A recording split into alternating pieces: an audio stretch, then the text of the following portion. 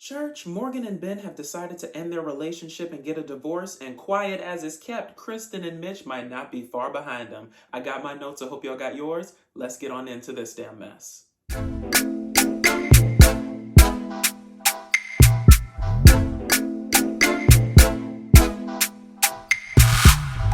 Alright, y'all, so let's jump right on into our hot topics and talk about this couples event where Alexis brings up the makeup issue.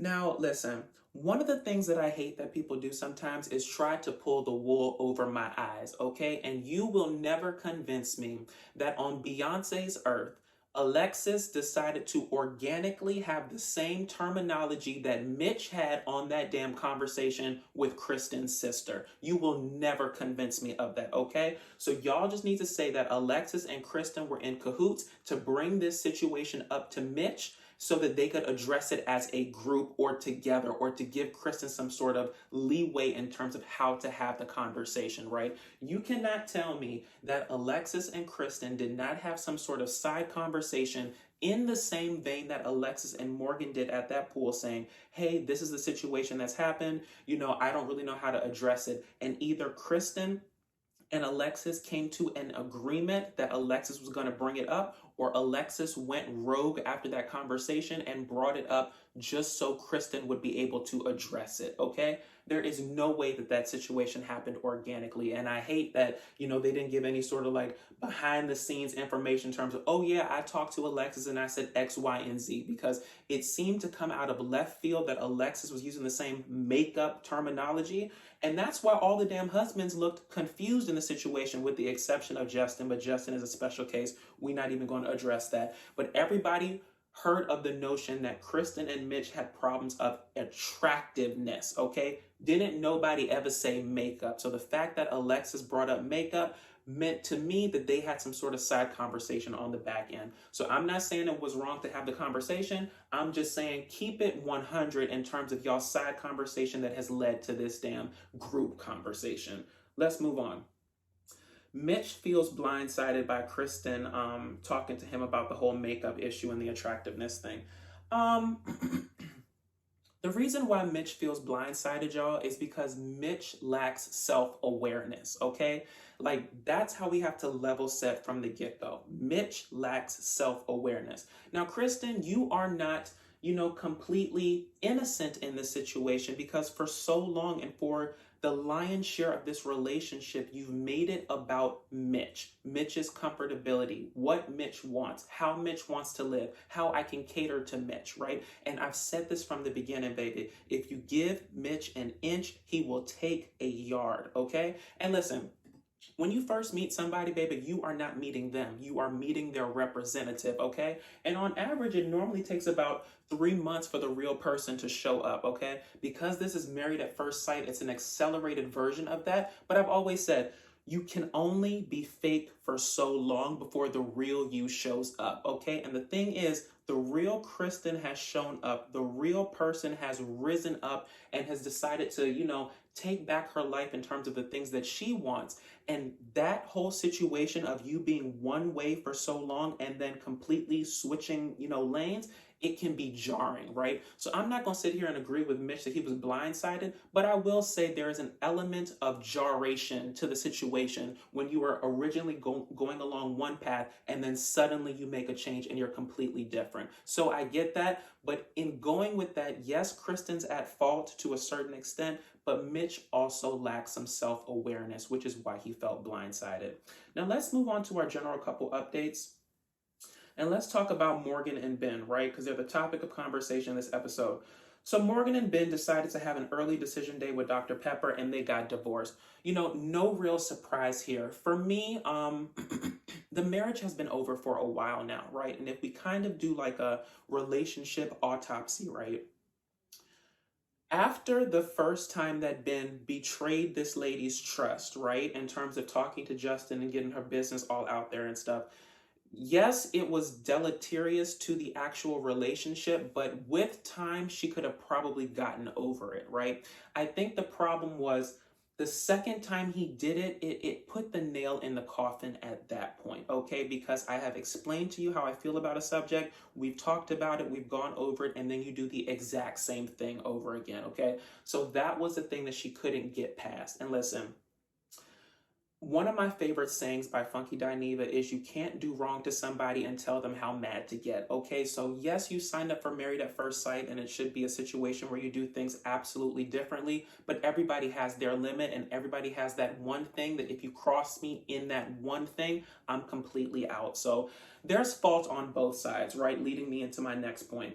You know, for Morgan, she really has to figure out this whole notion of trust being broken and what that means to her, you know, because I've always said, if we don't understand our past issues, we're destined to repeat them in our current lives, right? And I truly believe that Morgan's issues, yeah, they were brought up in this relationship with Binh, but I think they kind of go back to her issues with her father that are unresolved. I remember, you know, a couple weeks ago when she was talking about her issues with her father and how she had to cut him off and he betrayed her trust. And I feel like in a way, she's kind of reliving that situation in every single subsequent relationship. So if she doesn't get the proper healing for that situation, that initial one, it's just going to keep, you know, perpetuating itself through your life, you know, like, the thing about it is people are going to disappoint you, okay? Life is disappointment at times. It happens, right? But it's all about kind of reformatting it and realizing, you know, what's something that you can't get past versus something that you might be able to get past, right? This man did not, you know, sleep with your sister, okay? He did not tell you some lie that affected you making money or something like that. In the grand scheme of things, what he did was petty, but it was small. And I understand that it's big to her because trust is big, but in the grand scheme of things, you know, people are going to probably hurt you more in life in a bigger way than how Binh hurt her on this show. And if she doesn't address why she approaches relationships and trust the way she does, it's just going to always result in another iteration of the same thing, right? Now on to Binh. Actually, before we get on to Binh real quick, I'm going to try to put this as best as I can. Y'all, when she sat on that couch with Dr. Pepper and Binh and basically said that she hadn't gotten the apology that she needed in terms of a heartfelt, real, soul-wrenching apology, I was rolling my eyes so hard, right? Because in all honesty, every single time Binh apologized to her, it seemed genuine to me, okay? And listen, quiet as it's kept, that man could apologize every day, every hour, on the hour, round the clock. And I personally do not believe that she was ready to receive any apology from him in any iteration, right? So it didn't matter how many times he apologized. You know, he could have had the best acting coach in the damn business. It does not matter. If you are not ready to take in someone's apology, then it doesn't matter how they say it, where they say it, what language they say it. It's never going to hit like you need it to hit, right? So I didn't really like that part, because that man did apologize and he did seem genuine. And just because you're not in the space to receive the apology doesn't mean that it wasn't given in a genuine manner, right? Now on to Binh. Binh is not faultless in the situation because he kind of has these unresolved parental issues, right? And listen, our parents can really mess us up in some situations, and they can kind of be it can kind of result in the reinvention of parental issues in every subsequent relationship if we don't heal them, right? And so for Binh, I think he never said truer words than when he was talking about how Morgan reminded him of his father, okay? Now, I could go off the deep end and talk about how mama walked like a linebacker and she's very dominant and stuff, but I am going to be very evolved today, okay? And I'm not going to deal in the damn swill down there, okay? I won't do it today. Not today, right? Maybe in another couple, but not today, not with them. But because Morgan represented the things that gave him such pause in his relationship with his father in terms of not being emotionally completely available, being dominant, feeling, you know, that the relationship was kind of cold in a sense that he didn't get the reciprocation that he needed to feel comfortable to, you know, have the feelings that he had or say the things that he wanted to say, it kind of manifested itself into him creating chaos exterior to the relationship that ended up coming back into the relationship, right? So just as Morgan needs to heal that whole parental trauma with her and her dad, so too does Binh, right? Because if you don't heal that relationship in terms of, daddy wasn't who I needed him to be and mommy and daddy never showed emotion, until you heal that aspect, you're going to keep perpetuating that in your future relationships if someone does not meet the standards of they don't remind you of your mom or they don't remind you of your ideal woman, okay? So both of them made the best decision that they probably could have in that situation because, listen, in the eternal words of Steve Harvey, when you have an issue with somebody and you've apologized and you've gone through all the machinations surrounding it, either you're going to get over it or you're going to die mad, okay? And for Morgan, if it was something that she couldn't deal with, and for Binh, if it was like this whole chaos situation that never seems to actually come to its proper resolution, then we need to make the mature decision that this does not work for the both of us and we have to move on. So I'm glad they did that, and I hope that they'll be successful in the future, with different people and also after getting some help for their respective issues. Now let's move on to Alexis and Justin. So first off, I really love seeing DeVon Franklin. I like how this season with the experts, they're kind of bringing them in organic ways. It's not like, I'm this person, I've done this, I was with this person, da-da-da-da-da. It's immediately getting into what value that I can provide in terms of a relationship coach perspective. So I really like that he was there talking to Alexis and Justin, and I really felt that he gave some very introspective nuggets that even I didn't think of in terms of the breakdown of that situation, right? So Alexis and Justin sit down with DeVon, and he basically comes to the conclusion that club is a freedom from a stifling marriage for her, right? And like with most things in life, we have to kind of reformat them, right? Yeah, your marriage is stifling, right? And so because your marriage is stifling, you're resorting to going to the club because that's a freedom for you. So how do we create that freedom in your marriage so you don't feel like you need that external validation or that external escape, right? So Alexis said it's all about doing things together. You're like, you like extreme sports, I like extreme sports. You like hiking, I like hiking. It's all about communication. So find those things that you can do with your spouse that kind of still give you that external freedom sense, right? You don't always have to look externally to fix problems that are inside your relationship. Perhaps if you just had a conversation and realized that there were certain commonalities and certain things that you wanted to do together, where it be, traveling, doing extreme sports, etc., you can do it with your spouse, and that gives you the freedom in terms of finding another dimension to that relationship that gives you what you thought you were lacking, right? Now let's move on. The club is representative of her finding something new from him. Now this kind of goes to the Justin side of the equation, right? Because I thought it was very eye-opening how DeVon was saying how, when you think of Alexis in the club, you think of her trying to get away from me, her needing an escape from me, but you have to go deeper, right? And the deeper conversation is, you're trying to get away from me, but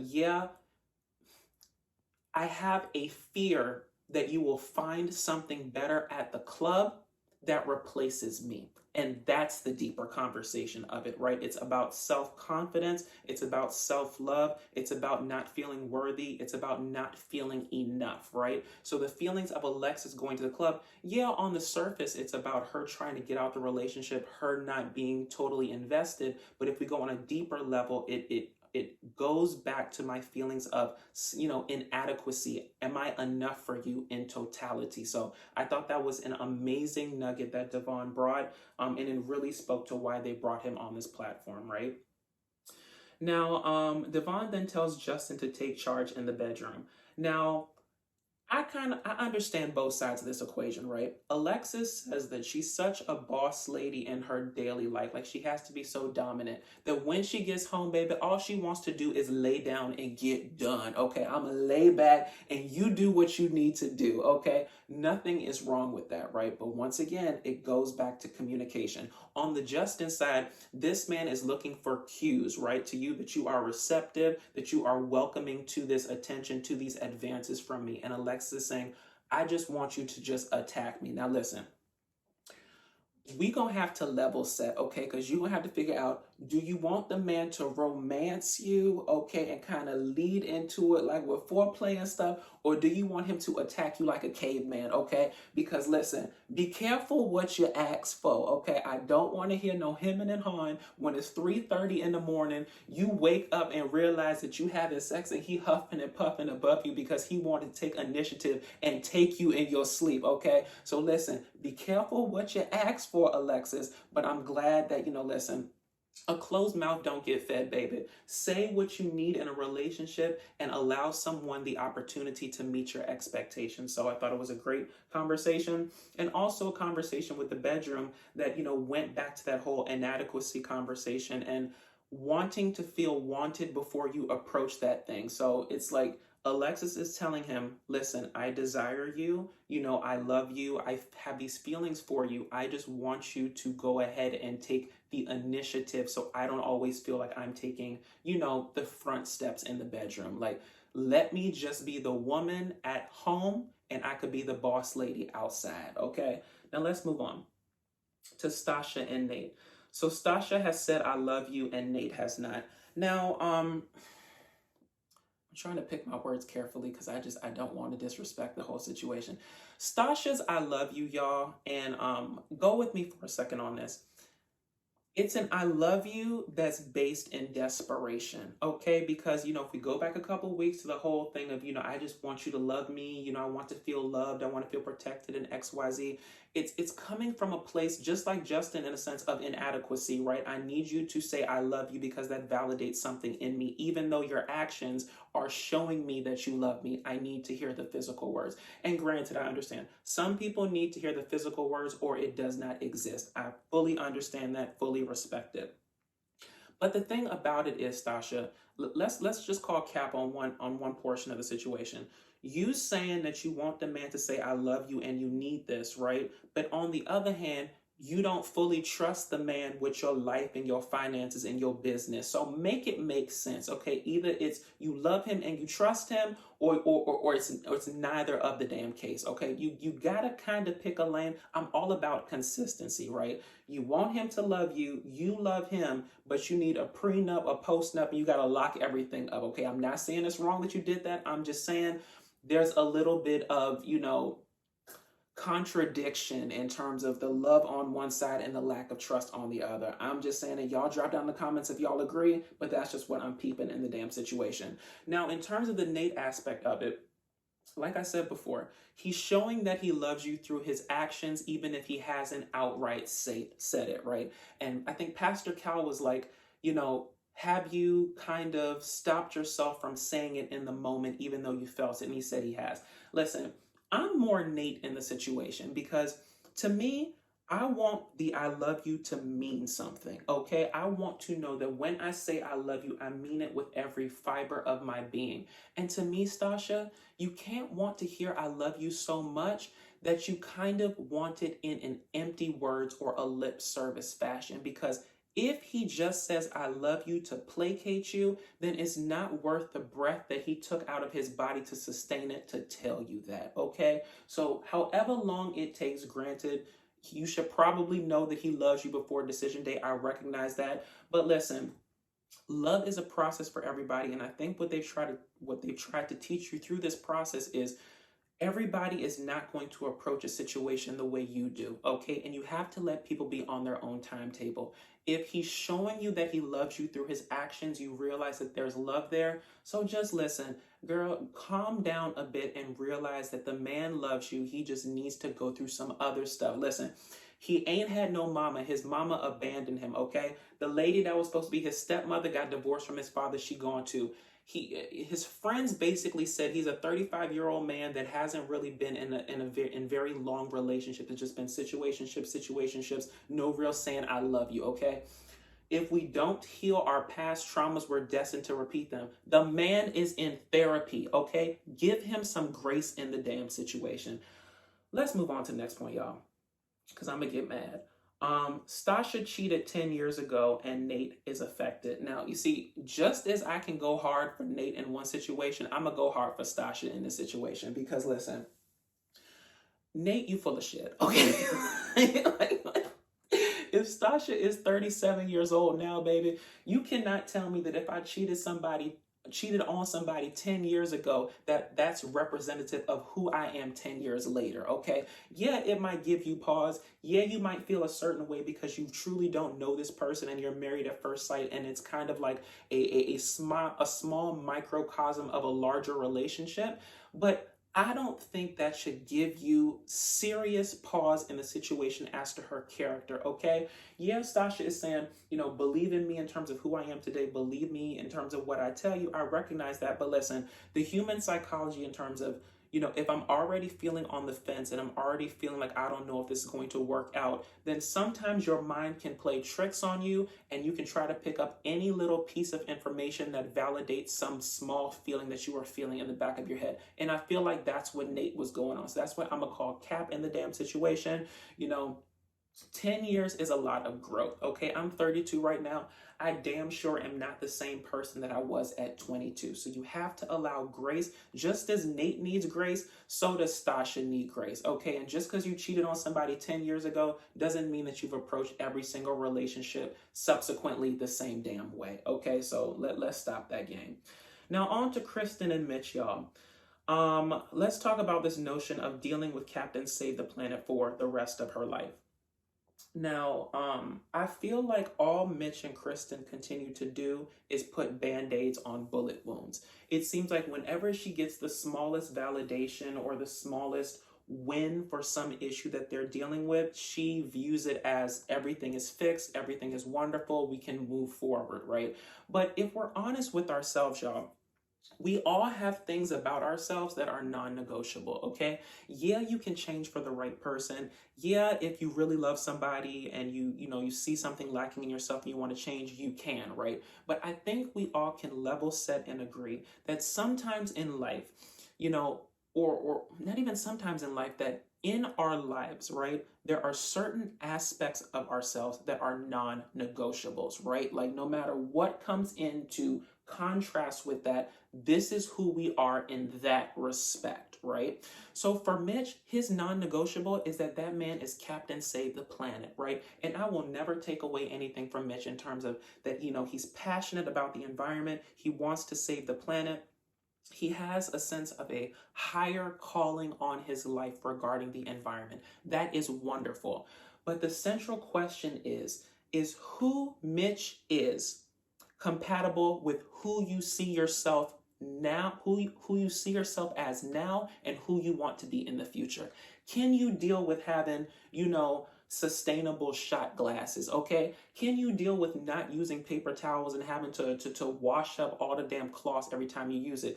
Can you deal with the man trying to put your baby in, reusable diapers? Hell, his sister-in-law ain't even married to the man, and she said that they came to like an issue over her using Pampers and stuff. Like, you have to figure out if who Mitch is compatible with who you see yourself now and who you see yourself being in the future, right? And that's really the central conversation between Krysten and Mitch. Yeah, they have their respective issues, but they always say when you get into a relationship, you find somebody with the least amount of manageable issues. Is this a manageable issue for you, Krysten? If it's not, then you need to leave. And if it is, then find a way to work through it, right? Now, moving on. It kind of goes with it too. Are her real estate dreams hindered by his sustainable nature? Y'all correct me if I'm wrong, but when Krysten and Mitch got back to the apartment and they were saying, I'm so glad that we got that clarification in terms of, how to work forward and making the flipping business being sustainable.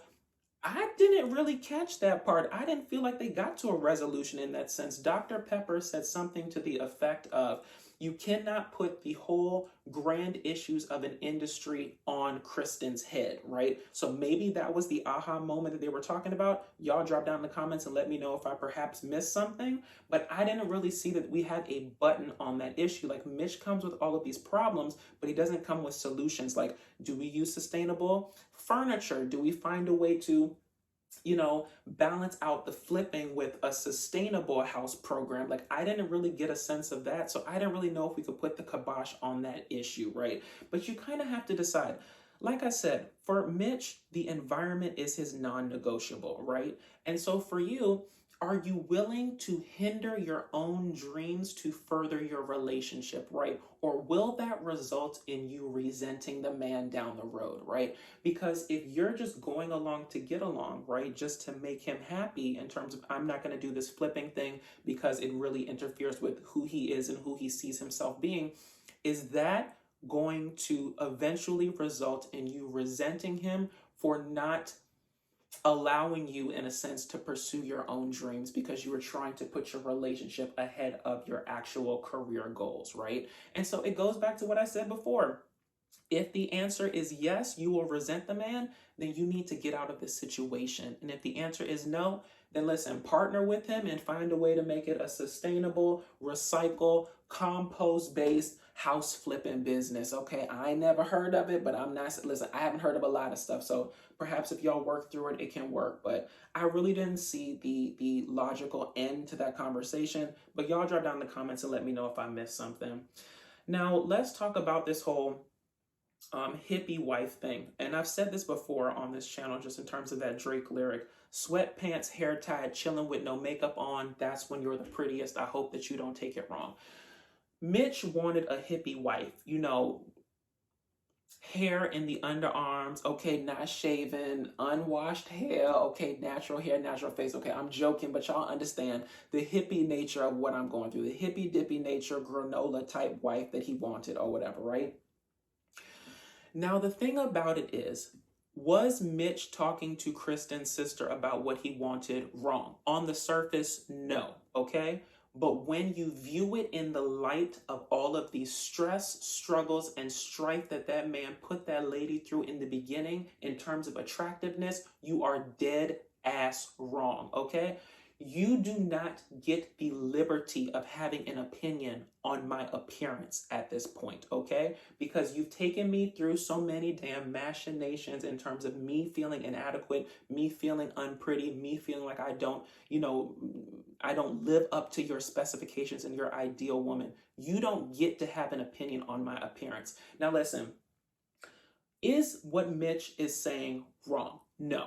Okay? Because essentially what he's saying is you're most beautiful when you're the most natural. The problem is that at this point, considering everything that they've been through, it's a compliment that's wrapped in an insult, right? And I say that because no matter how you try to slice and dice it, it's always going to make her go back to that initial rejection of attractiveness, right? So I'm not saying you can't feel this way in terms of wanting her to be more natural. I'm just saying you might need to give it a good year and a half, 2 years, 2.5 years before you start talking about anything related to her damn appearance, okay?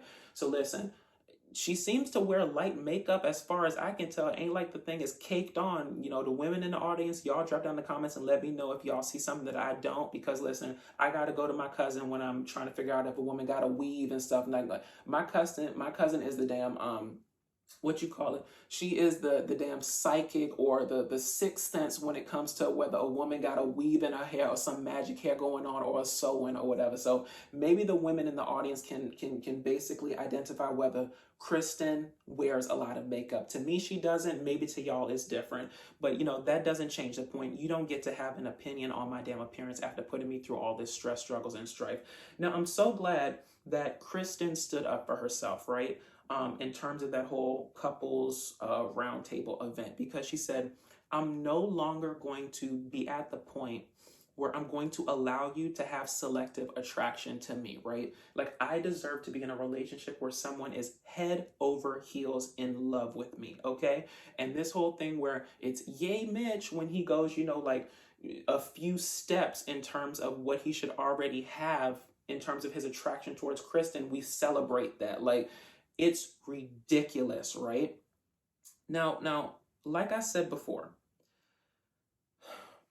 the reason why Mitch is blindsided is because he lacks self-awareness and also because Krysten was being disingenuous to who she was throughout this process, right? So as I can understand how Mitch feels a bit blindsided, I can also understand that Krysten has played a role in the situation that she finds herself in. That does not negate that she should feel beautiful in her relationship. She should feel like the baddest woman in the world in her relationship, she should feel like, she walks on cloud nine in her husband's head, right? So I was watching The Real Housewives of Beverly Hills yesterday, y'all. And Lisa Rinna was talking to somebody on the cast, and she was like, her husband, Harry Hamlin, loves her at home with, natural hair and no makeup, right? So like I said before, it's not something out of the stretch of imagination for a man to want his wife to be a little bit more natural. But when you view it in the vein of all the stuff that he put her through, it's dead ass wrong for him to say it. Period. Hard stop. Okay. I don't know if this is going to be the end of that situation, but even Krysten, when I'm just sitting here talking about all of these damn issues that y'all have, it's like, is the juice worth the squeeze, right? I understand that you want to be married. I understand that you want commitment. I understand that you want to be a wife. But we can't get so embroiled in what we want something to be that we negate what it actually is, right? And the long and short of it is, this man may not be the match for you. He's the match for somebody, but he may not be the match for you. And that is okay, okay? You can literally, listen, in the preview for next week, we see that she got the award, or she gave herself the award for the person to most likely have more divorces than one. People always think of divorce as a failure. Yeah, in a sense you failed, but that's the surface level of it. What lessons did you learn out of it? How did you become a better person? How did it help you grow? What are you going to take from this situation that you gleaned from it that you can apply to the next damn situation? Don't always think of the divorce and the end of the relationship as the be all and end all. Sometimes it's the beginning to a beautiful future, right? So listen, I don't know if they're going to end up together. My spidey senses says that it's probably not the case. Y'all drop down in the comments and let me know what you think. But Mitch, you don't get to have an opinion on that lady damn appearance for at least 1.5 years to 2.5 years, if ever. Now moving on to Lindy and Miguel, because I spent a lot of time on Krysten and Mitch. Let's talk about Lindy can't talk about the future. Y'all, sometimes when you see these couples on here and they're doing well, you can really feel that they're doing well because they're doing well, right? For Lindy and Miguel, I just have this sense that they're treading water, right? It's kind of like Miguel is being disingenuous to who he is in terms of a planner because he knows that's going to make Lindsay's anxiety flare up, okay? It's going to make her anxiety act up. So he's basically being disingenuous to who he is as a planner, right? Lindy, if talking about the future, whether it's a 3-year plan, 5-year plan, 7-year plan, or hell, what we gonna do next month makes your anxiety act up so bad, girl, you either need to go to therapy or up the damn prescription on your Lexapro, okay? Because it can't be that we can't plan.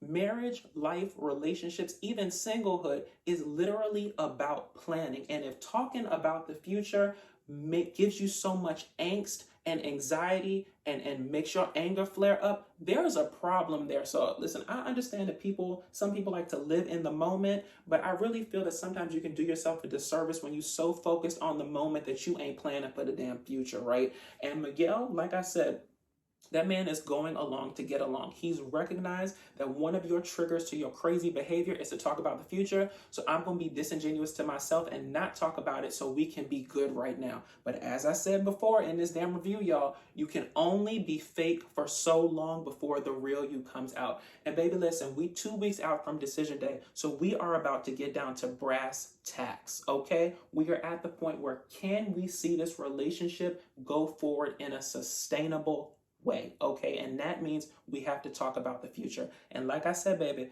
if talking about the future flares up your anxiety so bad, go see a therapist and up your damn antidepressant or whatever. Now let's move on to has Miguel seen Lindy at her worst? No. The long and short of it is absolutely not. Now, Pastor Cal said, I guess they got to some, valuation that she is at a 4.5 on the 0 to 10 scale normally in terms of her anxiety, anger, up behavior, like super high behavior, super low behavior. She's constantly at a 4.5, and in her life she's only been at a 10 twice. Okay. Now I've told y'all in past weeks, Lindy is a boiling pot of crazy. Okay. Like it boils, you see a little bit of steam, you might see a little bit of bubbles, but we have not seen the damn volcano explode yet, okay? And y'all drop down in the comments if y'all can agree.